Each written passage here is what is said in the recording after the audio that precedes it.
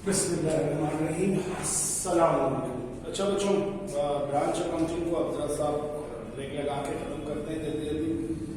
तो आप लोगों के जो दो चार सवाल आए थे, मैं उन क्वेश्चंस को पहले एड्रेस कर लूँ ताकि वो तमाम चीजें आपको समझ में आ जाए। पहला क्वेश्चन जो मैं आपसे करवाने जा रहा हूँ वो याद होगा कि मैंने बुक का क्वेश्चन नंबर 2 दिया था, और बुक के उस क्वेश्चन नंबर 2 में कुछ चीजें ऐसी थी जो कि रिलेटेड थी, इसी से रिलेटेड थी और वो रहती थी, और मैंने करवाई थी। उसका एक 13 पॉइंट था, ठीक है ना। 13, 14, 15 और 16 चार पॉइंट्स थे जो मैंने चारों पॉइंट डिस्कस नहीं किए थे।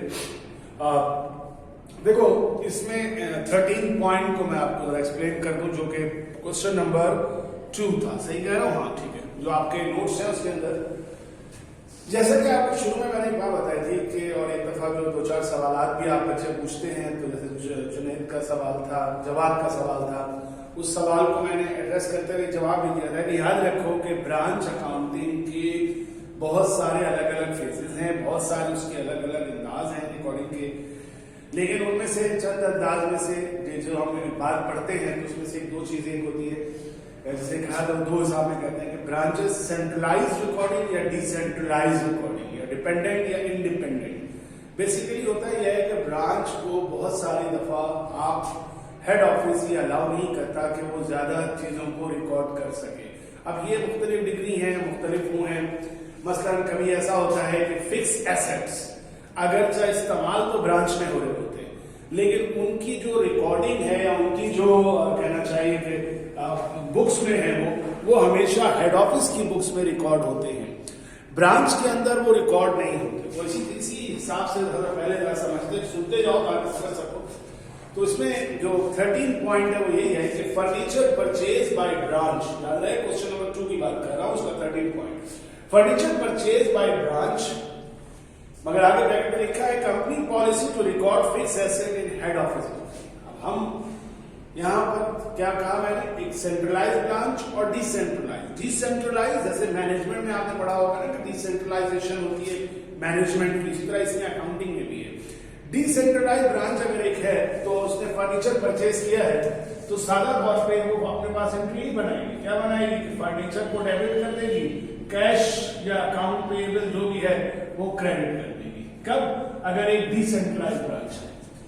लेकिन अगर सेंट्रलाइज ब्रांच है तो फिर उस सूरत में हेड ऑफिस और ब्रांच की एंट्री की नेचर थोड़ी अलग हो जाएगी। यानी होगा ये 13th एंट्री जिसमें कहा गया कि ब्रांच ने फर्नीचर खरीदा है, लेकिन हेड ऑफिस की पॉलिसी है कि हेड ऑफिस अपने पास फर्नीचर या फिक्स एसेट रिकॉर्ड करता है, तो ब्रांच अपने पास कभी भी फर्नीचर डेबिट नहीं करेगा, ब्रांच डेबिट करेगा हेड ऑफिस, और ब्रांच क्रेडिट करेगा कैश। यानी अभी फर्नीचर उधार पे है तो कैश की जगह अमाउंट पे मिला जाएगा, जो भी पॉलिसी का अमाउंट है। और अमाउंट इसमें कितनी थी, मैं एक सेकंड जरा इसको अपनी बुक्स को छोटा कर दूंगा कि अमाउंट भी आ जाए। 12,000 थी, तो 12,000 यहां पर आ गया। अच्छा, फर्नीचर जो हेड ऑफिस की बुक में रिकॉर्ड होता है तो हेड ऑफिस अपने पास फर्नीचर रिकॉर्ड करेगा और ब्रांच को क्रेडिट कर देगा 12,000। तो बेसिकली एंट्री यही है जो ये वाली थी, क्या? Furniture debit, cash credit. लेकिन हेड ऑफिस की पॉलिसी के तहत ब्रांच ने अपने पास फर्नीचर रिकॉर्ड नहीं करना। फर्नीचर कहां रिकॉर्ड हुआ? हेड ऑफिस ने। पेमेंट किसने की? ब्रांच ने। तो ब्रांच क्या करेगा? अपने पास इस जगह पे डेबिट कर लेगा हेड ऑफिस क्या क्रेडिट कर देगा? ब्रांच को क्रेडिट कर देगा। तो आज के बाद ये कम आती है, लेकिन सीखने के हवाले से ध्यान में रखिए कि कभी भी कहा जाए कि कोई फिक्स एसेट परचेज करता है ब्रांच, ठीक है, मगर पॉलिसी है कि वो हेड ऑफिस में रिकॉर्ड होगी, तो ये है कि यहां फिक्स एसेट हेड ऑफिस में डेबिट होगा और कैश या अकाउंट में भी यहां से क्रेडिट होगा। कंफ्यूज मत कीजिएगा अपने आप को। जो हम कंसोलिडेशन लास्ट टाइम पढ़े थे वो सब एक डिसेंट्रलाइज है। उसमें क्या है कि ब्रांच को मुकम्मल आजादी हासिल है, वो अपना फाइनेंशियल स्टेटमेंट अलग बनाता है, सेल्स अलग रिकॉर्ड करता है, रिसीवेबल अलग रिकॉर्ड करता है, सब कुछ करता है। ये डिसेंट्रलाइज होती है, इजाजत है ब्रांच का काम करे। उस सूरत में हम वो सब बनाते हैं, consolidated income statement, consolidated balance sheet. लेकिन जहां सेंट्रलाइज सिस्टम हो, ब्रांच को अलाउ नहीं है, तो उस सूरत में ये वाली एंट्री आती है। लेकिन इसी के साथ जुड़ी हुई है कि अब फर्नीचर है या फिक्स एसेट है, मगर उसका डेप्रिसिएशन रिकॉर्ड होता है। तब 14 पॉइंट के अंदर था कि depreciation recorded by above furniture 10% of cost. तो डेप्रिसिएशन 10% कितना निकलेगा? 12,000 का अगर फर्नीचर है तो 12,000 का 10% ऑफ कॉस्ट निकलता है 1200 रुपए का है मौजूद डेप्रिसिएशन, रिकॉर्ड करना है। अब फर्नीचर तो ब्रांच के पास है ही नहीं, ब्रांच कैसे रिकॉर्ड करेगा? लेकिन ये फर्नीचर चूंकि इस्तेमाल ब्रांच कर रहा है तो इसका एक्सपेंस किसकी बुक में आना चाहिए? ब्रांच की बुक में। तो देखिए क्या एंट्री होगी 14 की, डेप्रिसिएशन एक्सपेंस डेबिट। और हेड ऑफिस के पास चूंकि फर्नीचर मौजूद था तो इसके पास से अलाउंसेस फॉर डेप्रिसिएशन फर्नीचर का क्रेडिट। यहां क्या आ जाएगा? तो लाल बात है, यहां पे आ जाएगा हेड ऑफिस, यहां क्या आ जाएगा? यहां आ जाएगा ब्रांच। कितने से? तो दोनों तरफ की एंट्री बनेगी 1200 रुपए से। तो याद रहे कि जब भी कभी अगर ज्यादा लंबे चौड़ी बातों में अपने आप को कंफ्यूज करने की जरूरत नहीं है। ये एक मुसलसल मुस्तकिल अलग अलग तरीकेकार होते हैं रिकॉर्डिंग के, ब्रांच और हेड ऑफिस के, जो कि डिपेंडेंट है। जैसे कि मैंने पहले भी कहा, एक सवाल के जवाब में बताया कि मैंने कहा कि होता यही है कि मुख्तलिफ तरीके होते हैं। तो अगर आपके पास कभी आ जाए कोई पार्ट में लग के सवाल की ये तन बातें आपसे पूछ सकते हैं, तो ये याद रखिए कि अगर कभी मिल दे कि भाई ब्रांच ने फर्नीचर परचेज किया या कोई भी फिक्स एसेट परचेज किया लेकिन उसको इजाजत नहीं है कि वो खुद रिकॉर्ड कर सके, तो वो फिक्स एसेट हमेशा हेड ऑफिस की बुक में डेबिट होगा और इस तरह एंट्री करेगी जैसे मैंने समझाया। और उसी का डेप्रिसिएशन अगर रिकॉर्ड होगा तो एक्सपेंस ब्रांच की बुक में रिकॉर्ड होगा, allowances for action head office की बुक में रिकॉर्ड होगा। तो ये है इससे रिलेटेड एक तमाम चीजें जो कि इसी तरह से सेल्स का एक फैक्टर है। बाद में सेल्स वगैरह ब्रांच रिकॉर्ड करते हैं। अब ये सब ब्रांच को कंट्रोल करने के हेल्प है। तो होता क्या है कि बाद में सेल्स, जब हम जानते हैं कि सेल्स के साथ जो चीज जुड़ी हुई है कि नॉर्मली सेल्स जो है क्रैश या क्रेडिट पर होती है, और जहां क्रेडिट है सेल है वहां जुड़ी हुई है कौन सी चीज? बैड डेट्स के भाई जब क्रेडिट पे सेल कर रहे हैं तो बैड डेट्स होगा।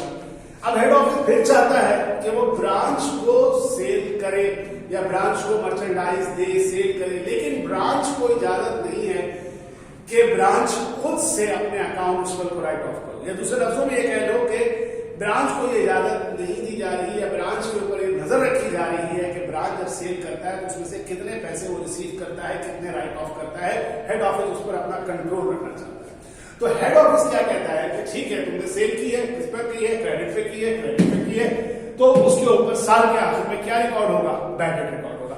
नॉर्मली बैड डेट रिकॉर्ड करने की एंट्री क्या होती थी? तो बैड डेट रिकॉर्ड करने की नॉर्मल एंट्री ये होती थी, bad debt expense debit allowances for bad debt credit. 2-4 सवाल जो आपको दिए थे 95 प्राइवेट वगैरह, उसमें आपने देखा कि ये वाली एंट्री ब्रांच ने खुद बनाई। लेकिन इस सूरत में ये हुआ, जैसा कि क्वेश्चन का क्वेश्चन नंबर 2 की बात कर रहा हूं, पॉइंट नंबर 15 में लिखा हुआ है provision for bad debt, provision for bad debt, allowances for bad debt. कहता है ब्रांच अकाउंट रिसीवेबल पे एस्टिमेट होता है और रिकॉर्ड करता है कौन? Head office. तो बेसिकली है रिसीवेबल किसका? ब्रांच का। रिसीवेबल किसकी बुक में रिकॉर्ड हो रहा है? ब्रांच की बुक में। लेकिन उस पर अपना कंट्रोल चेक रखने के लिए हेड ऑफिस कहता है बैड डेट तुम अपने पास नहीं रखोगे, हम बैड डेट के हिसाब किताब हम भी अपने पास रखेंगे ताकि पता चलेगा तुम कितना राइट ऑफ कर रहे हो। तो क्या होगा कि इससे रिलेटेड जो एंट्री बनेगी 15 वो ये बनेगी कि है तो ये खर्चा इसका, ब्रांच रिकॉर्ड करेगा बैड डेट एक्सपेंस डेबिट, लेकिन हेड ऑफिस अपने पास से क्रेडिट करेगा क्या? Allowances for bad debts. ठीक, कितने अमाउंट से बोला गया? 4,000। 4,000 से बैड डेट एक्सपेंस डेबिट और 4,000 से allowances for bad debt credit.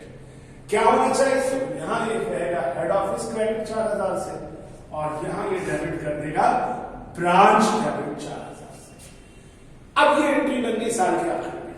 और अब आपको मालूम होना चाहिए कि जब भी कभी ये चीज एंट्री बनती है तो आपको मालूम है कि बैड डेट जब होता है तो जिस वक्त रिकॉर्ड हो रहा है, जिस वक्त ये एग्जिस्टिंग एंट्री बन रही, तो ये बैड डेट हुआ नहीं है, बल्कि ये बैड डेट्स एस्टिमेटेड है कि हमें फ्यूचर में हो सकता है।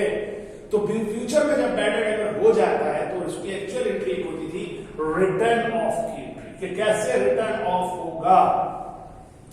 तो रिटर्न ऑफ की एंट्री होती थी allowances for bad debts debit और अकाउंट रिसीवेबल क्रेडिट। अब अगर ब्रांच ने रिकॉर्ड करवाया अलाउंसेस फॉर बैड डेट किसकी बुक में है? हेड ऑफिस की बुक में।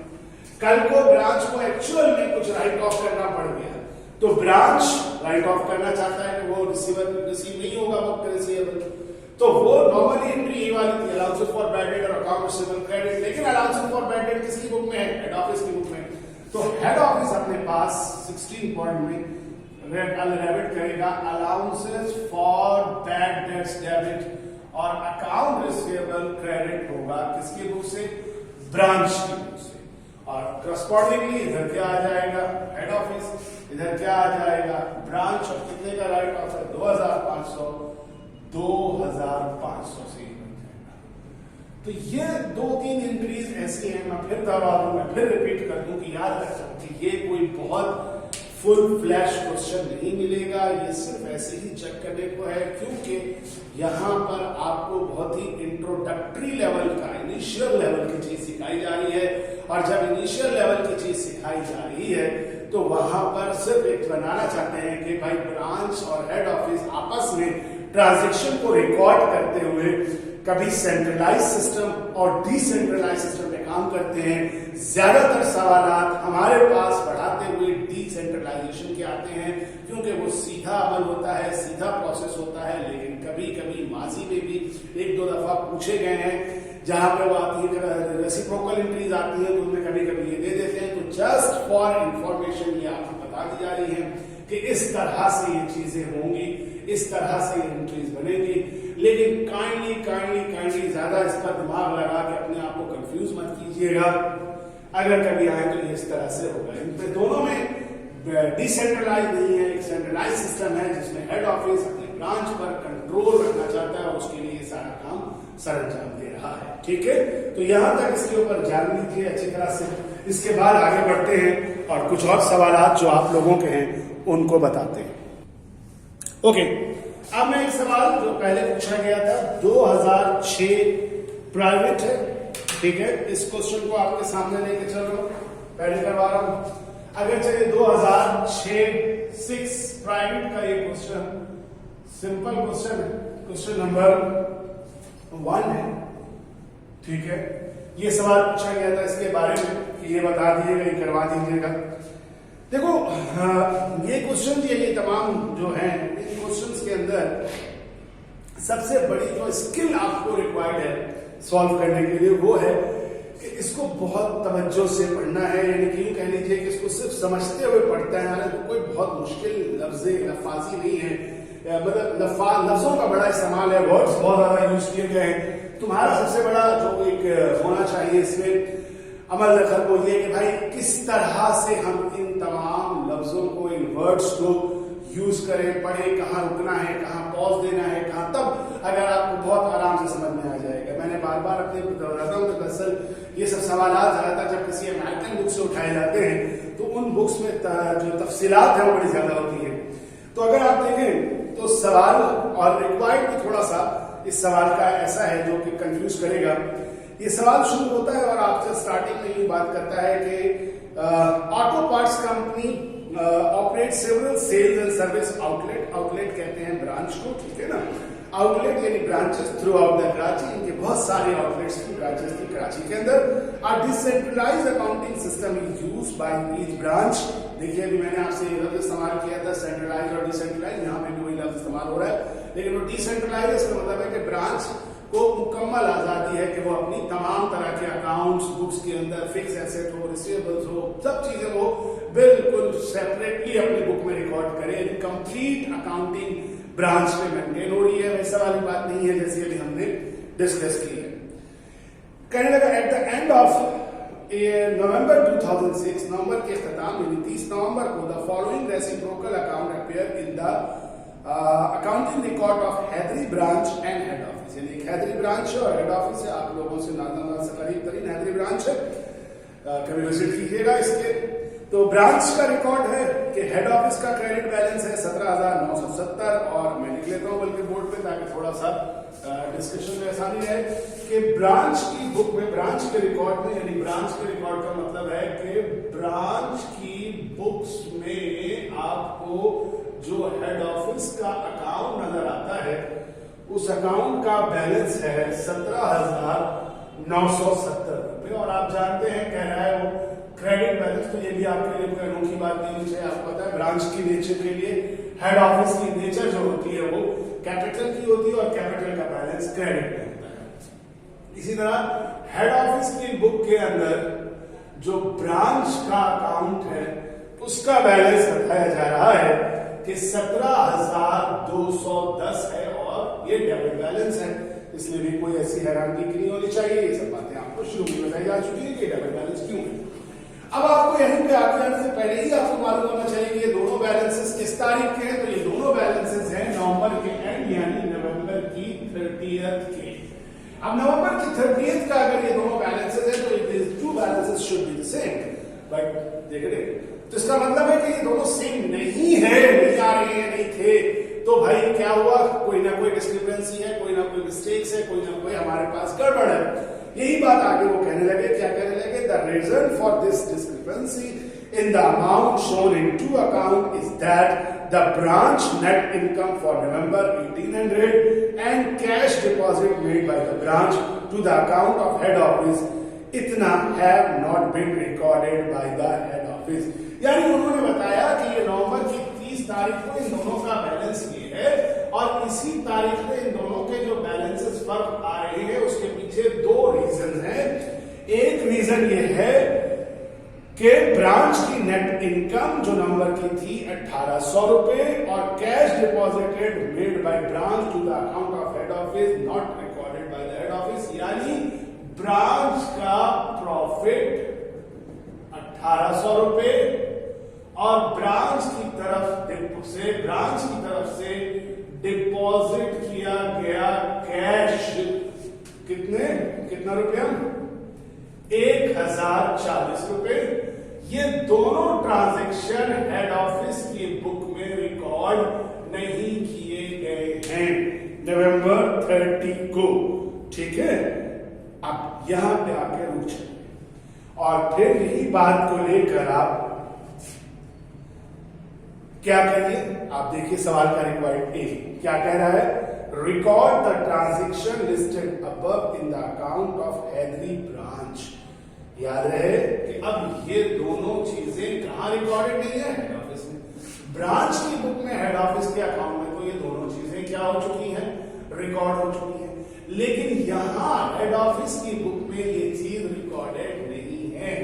तो लाजमी सी बात है, बेसिकली यहां पर हेड ऑफिस की बुक में ये दो एंट्री बननी चाहिए। क्या पहली एंट्री, ब्रांच का प्रॉफिट, तो हैदरी के लिए एच लिख दे रहा हूं, Haidri branch debit expense and revenue summary credit, कितने से जनाब, तो ये हो जाएगा 1800 रुपए से, ठीक है। और दूसरी एंट्री बनेगी, क्या ब्रांच ने क्या डिपॉजिट किया, मैं पढ़ लूं, कैश डिपॉजिट किया था। तो ब्रांच ने कैश डिपॉजिट किया था हेड ऑफिस के, cash deposit branch to the account of head office, यानी हेड ऑफिस के बैंक अकाउंट में या हेड ऑफिस को ट्रांसफर किया था। चाहे तो आप कैश लिख लें, चाहे तो आप यहाँ बैंक लिख लें और ब्रांच हैदरी ब्रांच को क्रेडिट कर दीजिए, कितने से, 1040 रुपए से।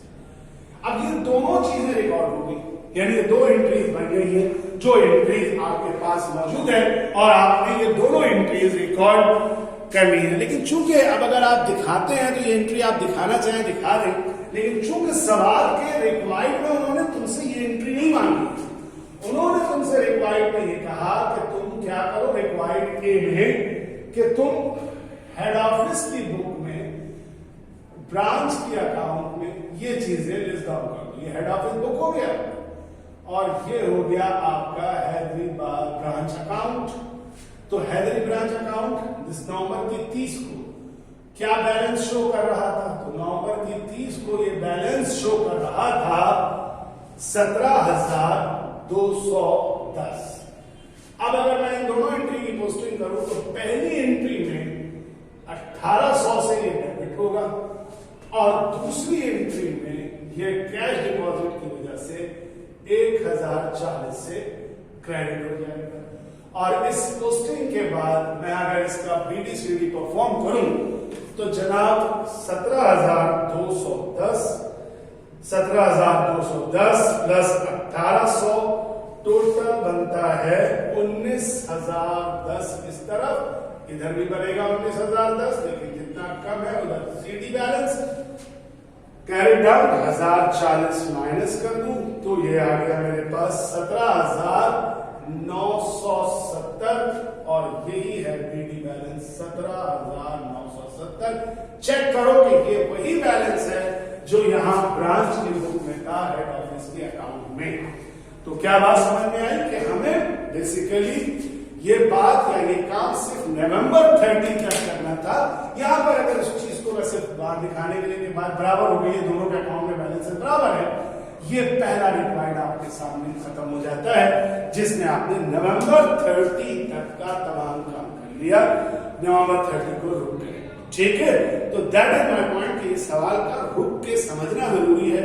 तो आप समझेंगे और ये दो बिल्कुल वही रिकंसिलिएशन वाले बात होगी जैसे रिकंसिलिएशन के क्वेश्चन में पढ़ा था।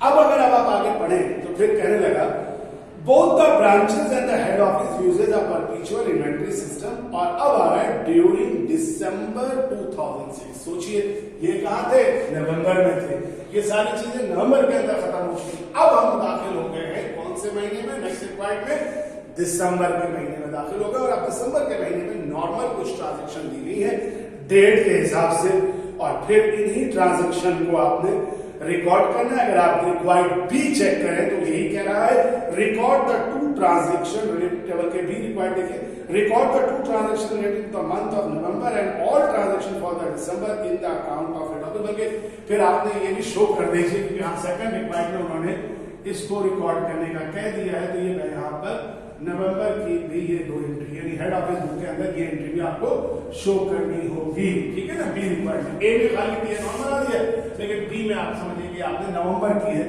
ट्रांजेक्शंस को रिकॉर्ड करके दिखा दिया। ठीक है, ये बी रिक्वायर्ड, लेकिन बी रिक्वायर्ड अभी कंप्लीट नहीं हुआ, बी का भी नवंबर की रिकॉर्डिंग हुई है सिर्फ। अब हम बी रिक्वायर्ड के दिसंबर की रिकॉर्डिंग करते हैं और दिसंबर की रिकॉर्डिंग में फिर हम दो जगह पे करेंगे, एक हेड ऑफिस का बुक भी होगी हमारे पास और दूसरी तरफ ब्रांच की बुक। तो सिर्फ और सिर्फ सवाल है कुछ नहीं, सवाल को उन्होंने घुमाने की कोशिश की है। तो नवंबर की एंट्री बन गई, नवंबर 30 अकाउंट रिक्वायर्ड बन गया, बी में एंट्री सारी मांग ली है।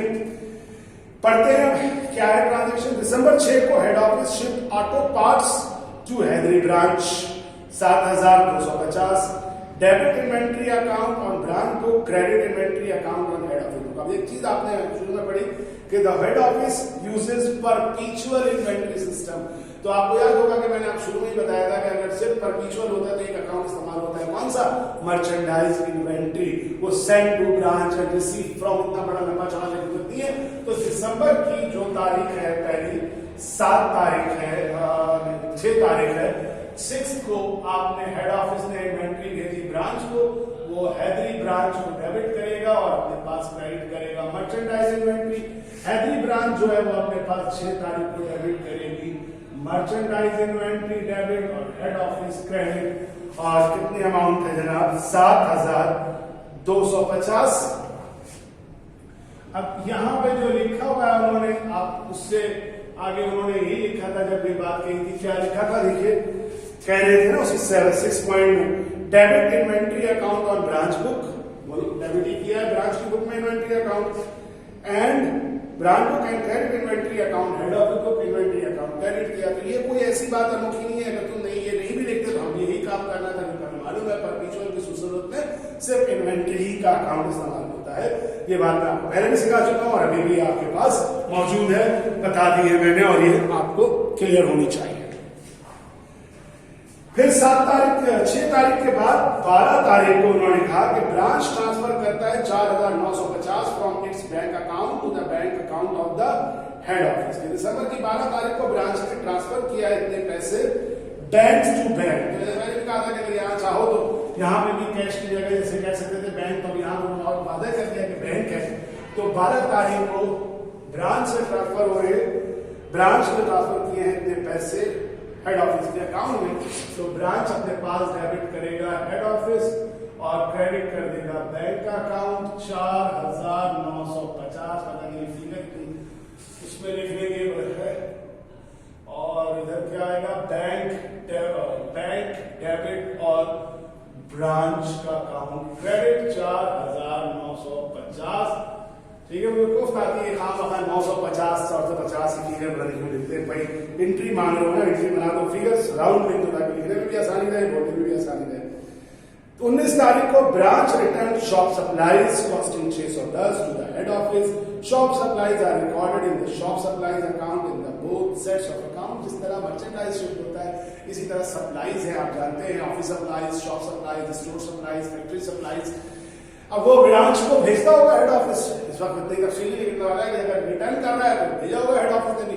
तो बिल्कुल वैसे ही जैसे मर्चेंडाइज इन्वेंटरी यूज करते हैं उसी तरह उसने बता दिया कि यहाँ पे शॉप सप्लाईज का अकाउंट है, तो ब्रांच ने रिटर्न किया है, तो रिटर्न की एंट्री के लिए डेट कौन सी है इसमें, 19 तारीख को ब्रांच बनाएगा अपने पास हेड ऑफिस डेबिट, और चूंकि सप्लाईज के लिए वो अकाउंट इस्तेमाल करने को उन्होंने भी कहा है, और अगर नहीं भी कहते तब भी हम यही अकाउंट इस्तेमाल करते शॉप सप्लाईज, और इधर बनेगा 19 को शॉप सप्लाईज डेबिट और ब्रांच क्रेडिट। वही इन्वेंटरी वाला कॉन्सेप्ट है।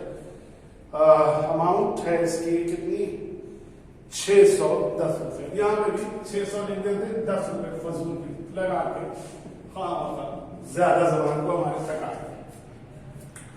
19 के बाद 30 तारीख को कहने लगा कि head office notified branch that operating expense of 1100 which had been recorded in the account of the head office in operating expense account were chargeable to Haidri branch. अब ये थोड़ा सा वो है जो आपको पीछे पढ़ाया था कि हेड ऑफिस ने नोटिफाई किया कि ऑपरेटिंग एक्सपेंसेस में 1100 एक ऐसे अकाउंट एक्सपेंसेस हैं जो चार्जेबल होगा किसको, हैदरी ब्रांच को। तो ये तारीख थी जनाब आपके कौन सी, 30 तारीख। तो 30 तारीख को हेड ऑफिस क्या करेगा, ब्रांच को डेबिट करेगा। अपने ऑपरेटिंग एक्सपेंसेस हैं तो उसको एक्सपेंसेस कह देते हैं, ऑपरेटिंग एक्सपेंसेस चाहे तो पूरा लिख दे, कोई ऐसी बात नहीं है। ब्रांच डेबिट, एक्सपेंस क्रेडिट, और यहां पर एक्सपेंस डेबिट और हेड ऑफिस क्रेडिट, और अमाउंट बताई गई है इसकी भी 1100 रुपए, 1100 रुपए की बात हो रही है। तो 1100 इधर रिकॉर्ड कर दीजिए और 1100 इधर रिकॉर्ड कर दीजिए, ठीक है। ये बन गया आपके पास। लास्ट पॉइंट, 31 दिसंबर को income summary account in the account of branch और debit balance of 5090 and end of the December. देखिए यहाँ पर उन्होंने इनकम समरी आपको याद होना चाहिए कि इनकम समरी बोले या हम जो इस्तेमाल करते थे एक्सपेंस एंड रेवेन्यू समरी, जैसे यहाँ हमने इस्तेमाल किया है, ये सब क्लोजिंग के अकाउंट हैं, टेम्पोररी अकाउंट हैं जो अपेयर होते हैं बुक्स में उस वक्त जब हम किसी कंपनी का बुक्स क्लोज कर रहे होते हैं, यानी रेवेन्यू और एक्सपेंसेस को क्लोज करते हैं। और इनकम समरी का अकाउंट है या एक्सपेंस एंड रेवेन्यू समरी का अकाउंट है या फिर प्रॉफिट और लॉस अकाउंट है, जब भी एक्सपेंस और रेवेन्यू को क्लोज कर लेते हैं तो इनमें अगर क्रेडिट बैलेंस है तो प्रॉफिट होता है और अगर डेबिट बैलेंस है तो लॉस होता है। तो इस वक्त उन्होंने जब ये लिखा कि the income summary account in the account of branch के अकाउंट में इनकम समरी अकाउंट का डेबिट बैलेंस है, इसका मतलब है ब्रांच को क्या हुआ है, लॉस हुआ है। तो आप ब्रांच अपना लॉस रिकॉर्ड करने के लिए बनाएगा हेड ऑफिस डेबिट और expense and revenue summary credit. कोई चाहे तो भाई यहाँ पर इनकम समरी का नाम भी इस्तेमाल कर सकता है, जब यहाँ इनकम समरी करे तो यहाँ भी इनकम समरी कर लीजिएगा, एक रखिएगा, दो अलग अलग, आधा तीतर आधा बैठे नहीं कीजिएगा। और अगर एक्सपेंस एंड समरी लिखते तो कोई गलत नहीं है, कोई गलती की बात नहीं है, आप दोनों यूज कर सकते हैं। 590 और यहाँ पर फिर बनेगा expense and revenue summary debit और ब्रांच क्रेडिट 590 रुपीज। और उसके बाद उन्होंने सेकंड रिक्वायरमेंट जो था वो कंप्लीट कर लिया। आखिर में उन्होंने कह दिया third requirement, determine the balance in head office account and the Haidri branch account at the end of December. यानी अब भाई करना यह है कि हेड ऑफिस की बुक में एक हैदरी ब्रांच का टी अकाउंट बना लीजिए और हैदरी ब्रांच के अकाउंट में एक हेड ऑफिस का टी अकाउंट बना लीजिएगा, ठीक है। तो ये टी अकाउंट आपने बना देना है हेड ऑफिस की बुक में और हैदरी ब्रांच की बुक में, ठीक है। और हैदरी ब्रांच इधर और इधर हेड ऑफिस के बुक का ब्रांच बना दीजिए। और अगर आप इसमें एक चीज का ख्याल रखिएगा कि बैलेंस नवंबर के आखिर में हैदरी ब्रांच की बुक में जो बैलेंस था वो बैलेंस मौजूद था 17,910 डेबिट में, जबकि हेड ऑफिस की बुक में यहाँ पे भी जो बैलेंस आएगा वो आएगा 17,910।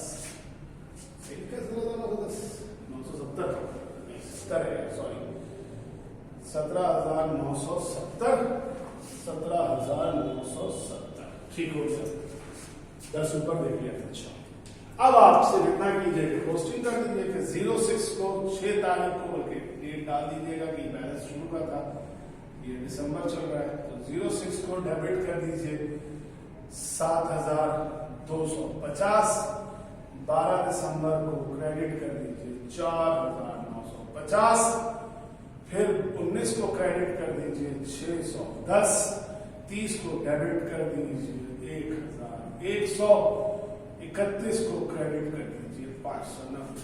इधर आ जाइए, इधर भी दिसंबर ही है, ठीक है, अभी लिखा नहीं है, मिटाने का मैं आपको समझ नहीं, ऊपर लिख देता हूँ दिसंबर फर्स्ट है, ये दिसंबर फर्स्ट का बैलेंस है। अब दिसंबर में हेड ऑफिस 6 तारीख को क्रेडिट हुआ 7,250, हेड ऑफिस 12 तारीख को डेबिट हुआ 4,950, 19 तारीख को डेबिट हुआ 610 और 30 तारीख को क्रेडिट हुआ 1,100 और 31 तारीख को डेबिट हुआ 590।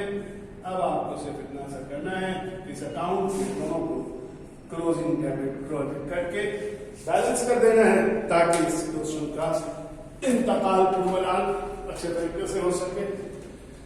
तो कितना बन रहा है भाई, 17,970 प्लस 7,250 प्लस 1100, टोटल बना 26,320। पूरा मैं इसलिए कर दे रहा हूँ, पहले तो मैंने सोचा था छोड़ दूं, लेकिन बाद बच्चे ऐसे होते हैं जिनकी इंटर का बैकग्राउंड कमजोर होता है, तो वो फिर थोड़ा सा कंफ्यूज होते हैं कि आगे क्या करना है सर।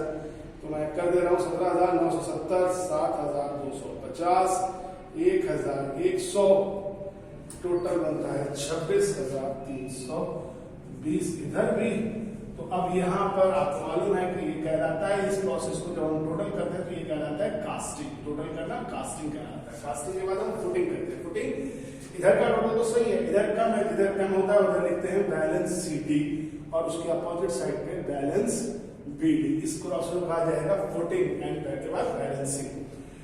तो कितना कम है तो हम देखते हैं कि 26,320 माइनस 4,950 माइनस 610 माइनस 590, तो मेरे पास आंसर आ रहा है 20,170। यानी इन सबका टोटल में जो कमी थी वो यहाँ लिखा और वही 20,170 यहाँ इधर भी निकाल के देख लीजिए सेम वे में।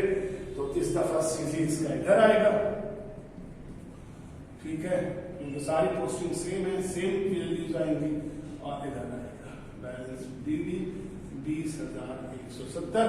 आप देख सकते हैं कि हेड ऑफिस की बुक में हैदरी ब्रांच का डेबिट बैलेंस है, जबकि ब्रांच की बुक में हेड ऑफिस के अकाउंट का क्रेडिट बैलेंस है और यही इसके अंदर मेन तरीकेकार था, मेन वो मौजूद था। ठीक है, तो एक चीज नोट कर लीजिए, अच्छी तरीके से समझ लीजिए, इसको अपने पास रख लीजिए ताकि इसको समझ सके। मैं यहां तक पे लाके इसको पहली ये वीडियो एंड कर रहा हूं, उसके बाद फिर दूसरी वीडियो की तरफ चलूंगा, क्योंकि फिर ये बहुत ज्यादा बड़ी हो जाएगी तो ट्रांसफर में मसला होगा। ठीक है, थैंक यू, अल्लाह हाफिज।